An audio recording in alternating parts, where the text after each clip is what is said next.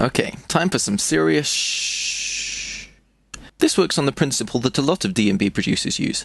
Having a nice bit of splashy high end can really help to fill out a track.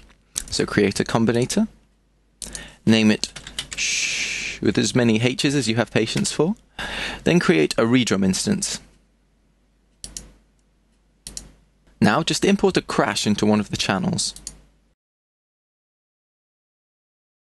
Make sure it's one that's got a decent high end to it like this. Now for the trick. Put it on all the steps, then copy it to the track. Disable the pattern section, and take a listen if we solo it out.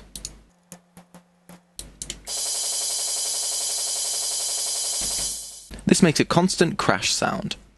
So now we have a lot of high end, but it's obvious it's loads of crashes meshed together. So, back up here, create an RV7000 advanced reverb unit. Change it to the All the Met preset. And now, if we take a listen, starts to sound like a mesh of reverby noise. Now, run it into an EQ, and remove as much as possible with the low shelf.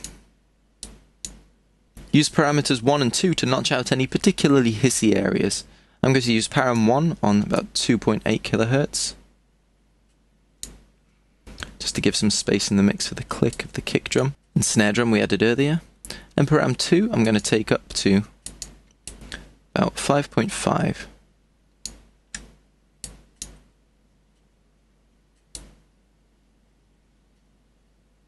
So let's take a listen to that without the EQ and with it. Now we have a high-end splashy sound that isn't hitting any of the frequencies we don't want it to. One more thing I sometimes do is create a compressor and sidechain it to the kick. So I'll do that now. I'll show you a way to get round the external routing thing I mentioned in day 2, though it's a bit messy. So, after we've got that compressor, right-click and create another redrum drum computer. Select channel 2 and load up a sample that's a kick. It's relatively short, and place some kicks down here in the pattern section, the same kick pattern as for the majority of the track. So I've got 1, 9 and 11. And route this into the side chain in on the compressor.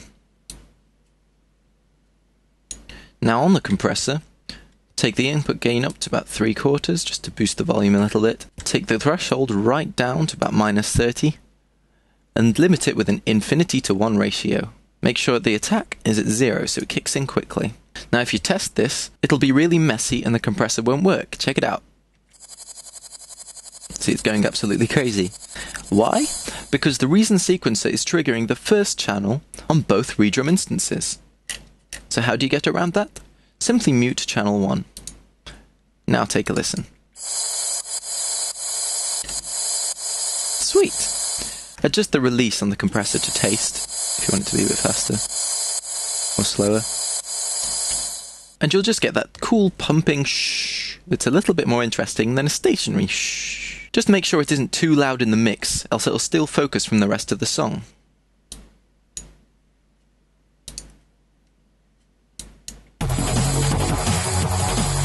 See, that's way too loud. It should just be noticeable, so when you mute it, it doesn't feel obvious what has gone, but the track won't feel quite as full as it did before. And there you have it. An atmosphere more atmospheric than the future if Al Gore had his way, and a shh more subtle than a ninja passing gas. Though they don't actually do that, and if you say they do, then they'll change your mind. Also, pirates suck. Please don't kill me, ninjas. Join me tomorrow for day 5, where I'll be adding some all-important FX, a painful pitch bend synth, and a quick loop to make the intro more interesting. Later, guys.